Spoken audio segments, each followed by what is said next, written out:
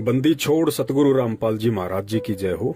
परमात्मा की सभी प्यारी आत्माओं को हम सभी सत्सेवकों का सत्साहेब। पुण्यात्माओं, सत्संगों का सार नंबर 23। और परमेश्वर ने इस 2 मिनट के सत्संग में इतनी बड़ी गुत्थी को सुलझा दिया है, जिस अनसुलझी गुत्थी को लेके पूरा भगत समाज काल एजेंट सतलोक आश्रम मैनेजमेंट हरियाणा के चंगोल में फंस के भ्रमित है। वो निर्णय नहीं कर पा रहे कि क्या सही है और क्या गलत है, और यदि कोई निर्णय करने की कोशिश भी करता है तो उन्हें चुप करा दिया जाता है, ये कहकर कि गुरुजी का आदेश नहीं है, ज्यादा ज्ञानी मत बनो, अपने आप को विद्वान मत समझो, परमात्मा ने जो कह दिया वो फाइनल है। देखिए, परमात्मा ने जो कह दिया वो तो फाइनल है, लेकिन जो परमात्मा के अलावा किसी जीव ने कह दिया वो तो फाइनल नहीं हो सकता। और उसके खिलाफ भी यदि कोई भगत जानकारी हासिल करना चाहता है या आवाज उठाता है तो फिर उसको जबरन गुरुजी के आदेश का भय दिखा के डरा दिया जाता है, वो बेचारा चुप हो जाता है। तो परमेश्वर इस सत्संग में यही बात हमें समझाना चाह रहे हैं कि पुण्यात्माओं, आज से पहले ठीक इसी तरह ये जो नकली धर्म गुरु थे, संत महंत थे, इन लोगों ने झूठी विद्वता के चलते तुम लोगों को ऊपर नहीं आने दिया। और हमेशा उन्होंने यही कहा कि परमात्मा का जो मार्ग है, यानी जो भक्ति मार्ग है, वो तर्क वितर्क का विषय नहीं है, वाद विवाद का विषय नहीं है, उस पर चर्चा नहीं होनी चाहिए, हमने जो बोल दिया वो फाइनल है।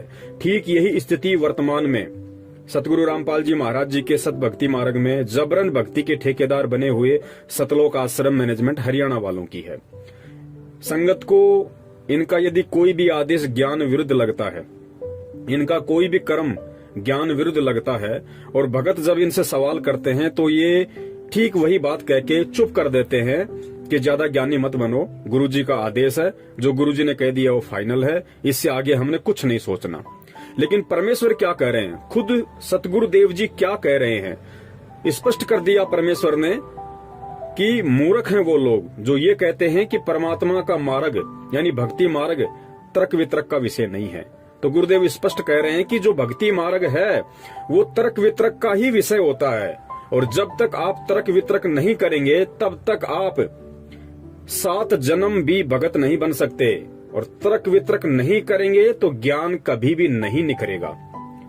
और इस तर्क वितर्क का आज वर्तमान में सबसे ज्यादा फायदा यदि संगत में से किसी ने उठाया है तो वो परमात्मा के सत्सेवक हैं, जो हर विषय पर तर्क वितर्क करते हैं, तत्व ज्ञान की जड़ तक जाते हैं, बात की सच्चाई तक जाते हैं, उसके बाद उस आदेश को या उस बात को, उस सेंटेंस को अपने जीवन में एप्लीकेबल करते हैं। तो पुण्यात्माओं, ठीक इसी प्रकार हमारी एक सत्सेवक बहन है मध्य प्रदेश से, पूजा दासी, उसके पास सतलोक आश्रम मैनेजमेंट हरियाणा के जालोर राजस्थान से नामदान संचालक है, उनका फोन आया। और देखिए, दोनों एक ही परमात्मा के बच्चे हैं। जो जालोर नामदान संचालक हैं राजस्थान से, जो इस बहन से बात कर रहे हैं, वो भी हमारे ही भगत भाई हैं, वो भी परमात्मा का बच्चा है।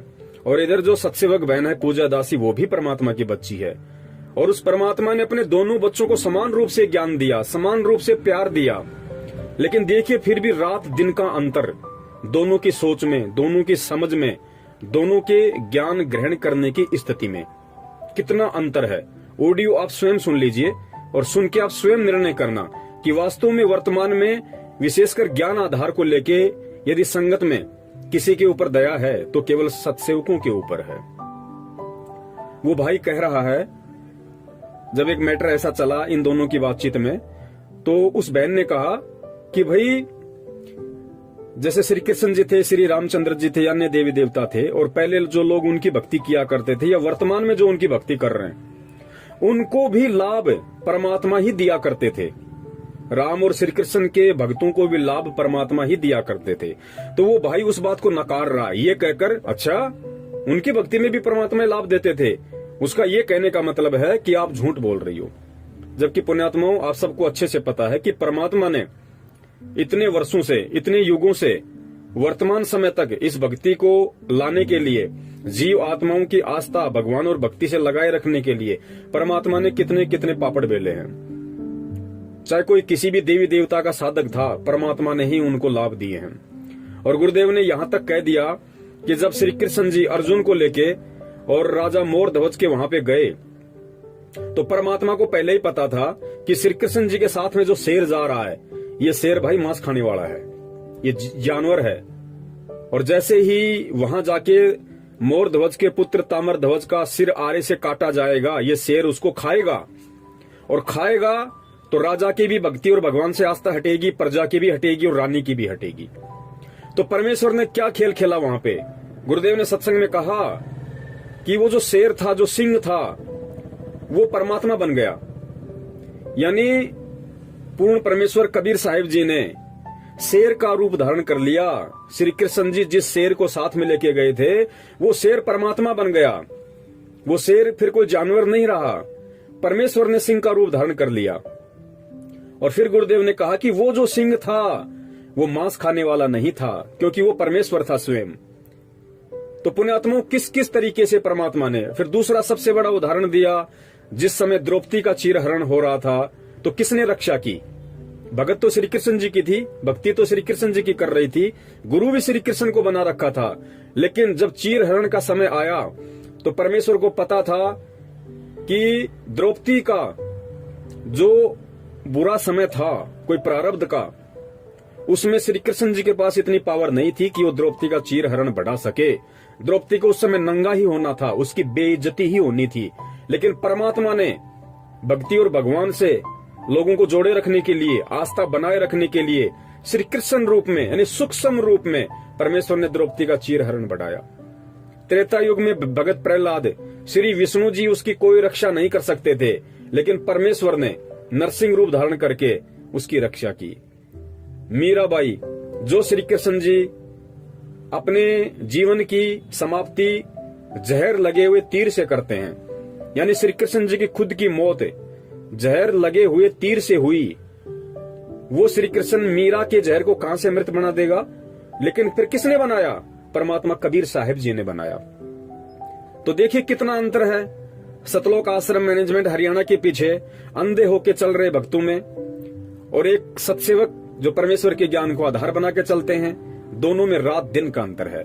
तो पुण्यात्माओं, अब आप ये ऑडियो सुनिए, और ऑडियो सुनने के बाद में फिर आप पूर्ण परमेश्वर सतगुरु रामपाल जी महाराज जी का एक 2 मिनट का सत्संग सबके लास्ट में वो सुनिए कि परमेश्वर कितना स्पष्ट किए दे रहे हैं कि बच्चों, भक्ति मार्ग तर्क वितर्क का विषय है। जब तक आप तर्क वितर्क नहीं करोगे, और भगत तर्क वितर्क कब करेगा? जब उसको कोई भी बात, कोई भी आदेश, कोई भी कर्म अपने गुरु या परमात्मा के विधान के अनुसार नहीं लगेगा, तभी तो वो पूछेगा, सवाल करेगा। और जब वो तर्क वितर्क करता है तो उसको ये कह के चुप कर दिया जाता है कि तू गुरुद्रोहियों के संपर्क में है, लगता है तू पवन के संपर्क में है, लगता है तू सत्सेवकों के संपर्क में है, तेरा नाम खंड हो गया, तेरी अर्जी गुरुजी से लगा देंगे। और गुरुदेव क्या कह रहे हैं कि बच्चों, भक्ति मार्ग तर्क वितर्क का विषय है। जब तक तुम तर्क वितर्क नहीं करोगे, तब तक तुम 7 जन्म भी भगत नहीं बन सकते, तुम्हारा ज्ञान कभी भी नहीं निखरेगा। तो पुण्यात्माओं, ये सारी चीजें सुन के और आप स्वयं निर्णय कीजिए कि आपको परमेश्वर की जो रजा में राजी हैं, जो परमेश्वर के आशीर्वाद युक्त हैं, उन सत्सेवक भाई बहनों की संगति करनी है, या आपको इन काल एजेंट सतलोक आश्रम मैनेजमेंट वालों के पीछे अंधे होके चल के परमात्मा को भी दुखी करना है और खुद भी अज्ञानता रूपी गहरे कुएं में डूबे रहना है। ये निर्णय आपने स्वयं करना है। हम सत्सेवकों की सेवा है परमेश्वर के ज्ञान आधार से, हम स्वयं भी मर्यादा में चलें, ज्ञान आधार से चलें, और हर संभव जितना हो सके जो हमारे भ्रमित भगत भाई बहन हैं, उनका भी हम मार्गदर्शन करें। ये सार्वभौमिक आदेश हैं गुरुदेव के, और शंका समाधान के माध्यम से परमेश्वर ने हम सभी सत्सेवकों को वो सेवा दी हुई है, और हम परमेश्वर के निमित्त होके, सतगुरु के आशीर्वाद से उनके निमित्त होके हम तन मन से इस सेवा को करने की पूरी कोशिश कर रहे हैं और करते रहेंगे। सत साहिब, जय हो बंदी छोड़ की।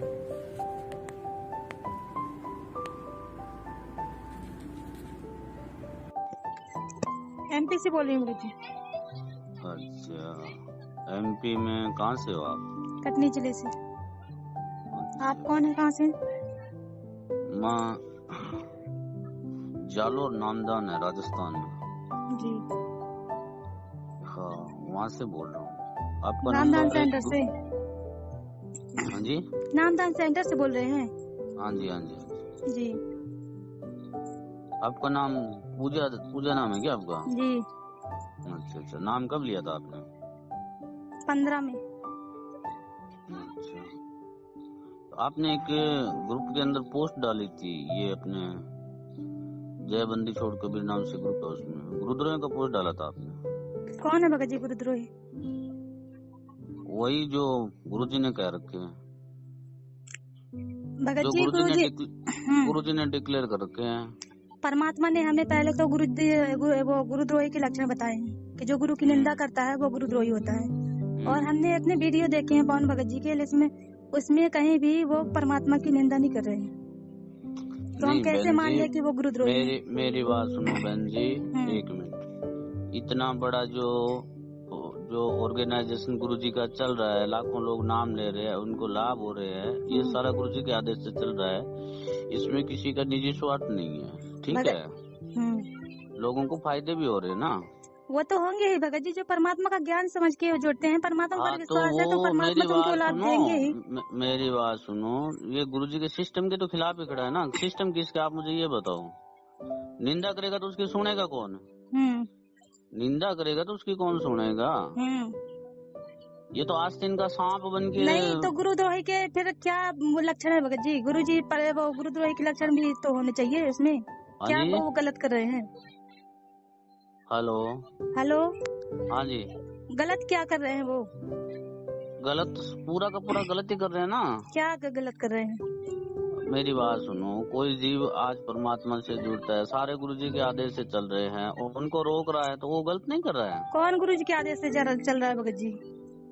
पूरा सिस्टम चल रहा है गुरुजी के आदेश से। कौन सा सिस्टम चल रहा है भगत जी? परमात्मा तो बरवाला कांड के समय बोले हैं कि यार ऐसा समिति मेरी नहीं है। अरे मेरी बात सुनो, लोगों को इतने नामदान से लोगों को लाभ कैसे होते हैं, मुझे ये बताओ। लाभ तो होगा ही भगत जी, परमात्मा बोलते हैं ना, परमात्मा जो कृष्ण भगवान की और उनकी भक्ति भी करता है ना, तो परमात्मा अगर उनकी वैसी भक्ति होती है, पुण्य होते हैं, तो परमात्मा उन्हें भी लाभ देते हैं, ऐसी बात नहीं है। कृष्ण की भक्ति में परमात्मा लाभ देते हैं? परमात्मा कई जगह उदाहरण बताए भगत जी, भक्ति बनाए रहने के लिए परमात्मा लाभ उन्हें भी देते हैं। अच्छा, तो फिर इसका वो मतलब तो परमात्मा है जो उनके, एक मिनट सुनिए, उनके जो परमात्मा के सत्संग सुन रहे हैं, एक मिनट मेरी बात सुनो। आप कह रहे हो कि क्या बोले गुरुजी, समिति मेरी नहीं है, बोले गुरुजी।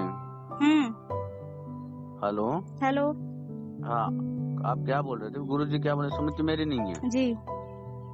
इसका मतलब समिति बड़ी हो गई गुरुजी से, मतलब गुरुजी को जेल करवा दिया, मतलब आप गुरुजी को भगवान नहीं मानते फिर आप? भगत जी अगर आप परमात्मा मानते हैं ना, गुरुजी को अगर आप परमात्मा मानते हैं, तो फिर यहाँ वहाँ क्यों जाते हैं कि रैली प्रदर्शन करना है, इन्होंने इस मंत्रियों ने ऐसा कर दिया, यहाँ धरना करना है, रैली निकालना है और सीबीआई की जांच करवाना, ये सब क्यों कर रहे हैं? अगर आप भगवान मान रहे हैं तो वो सब गुरुजी के आदेश से होता है बहन जी। क्या होता है गुरुजी के आदेश से? मतलब जो आप कर रहे हैं तो वो परमात्मा के आदेश से होता है? क्यों परमात्मा का आदेश नाम बता के और भक्तों को गुमराह कर रहे हैं? सारा गुरुजी का आदेश होता है, निजी स्वार्थ कुछ नहीं होता भगत जी। ये जो कच्चे बनियान बिकवा रहे हैं परमात्मा के, चश्मा और चप्पल बिकवा रहे हैं, ये परमात्मा का आदेश है? पूरा परमात्मा के आदेश से होता है सब। कुछ नहीं होता भगत जी, सब आप ये भक्तों को गुमराह करना छोड़िए और परमात्मा के ज्ञान आधार से चलिए केवल। अच्छा, पूरी संगत गलत है, ये दो ही सही है? अच्छा, गलत की बात हम नहीं कर रहे, परमात्मा हमें ज्ञान इसीलिए दिया है कि हम सब एक मिनट आप मुझे ये बताओ, इसके घर पे जब नामदान था तब सही कैसे था?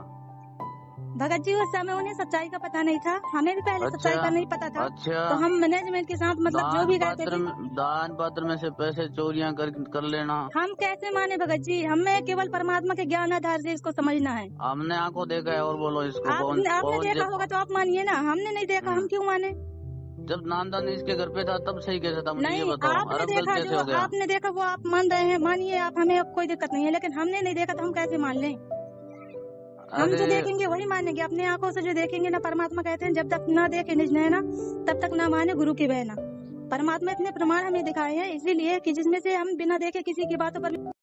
उस परमेश्वर ने 600 वर्ष पहले वो लीलाएं की थी जो भगवान किया करता है, और उसी का प्रमाण पवित्र चारों वेद, पवित्र गीता जी और सभी सद्ग्रंथ बताते हैं कि वो परमात्मा अपने निज लोक से चलकर आता है, अपनी विशेष खास आत्माओं को, वरिष्ठ आत्माओं को आकर मिलता है, उनको अपने तत्व ज्ञान से परिचित कराता है। क्योंकि पिछले संस्कारी जो हंस होते हैं वो चाहे शिक्षित हैं चाहे अशिक्षित हैं, वो भगवान के मार्ग में घनी आनाकानी नहीं करते, वो चतुर नहीं होते, वो सादे होते हैं। तो उन सादे लोगों का, सादे भक्तों का नाजायज फायदा उठा लिया नकली गुरुओं ने, क्योंकि सभी ये कहता है भक्त, श्रद्धालु भक्त वृंद कि भाई भगवान के का जो मार्ग है, भगवान के ज्ञान में तर्क वितर्क नहीं होना चाहिए, तर्क वितर्क का विषय नहीं है। जबकि कबीर जी ये कहते हैं कि भगवान का मार्ग तर्क वितर्क का विषय है। जब तक आप तर्क वितर्क नहीं करोगे, आप भगत 7 जन्म नहीं बन सकते, क्योंकि अज्ञान से परिपूर्ण हो चुके हो आप, और तर्क वितर्क से वो ज्ञान निखरेगा, सच्चाई सामने आएगी। तो हम जितना भी ज्ञान आज तक स्वीकार किए हुए थे, सुने हुए थे, वो सारा ही विपरीत था। तो जिस कारण से हम अपने लोक नहीं जा सके जहां हम सदा सुखी रहते।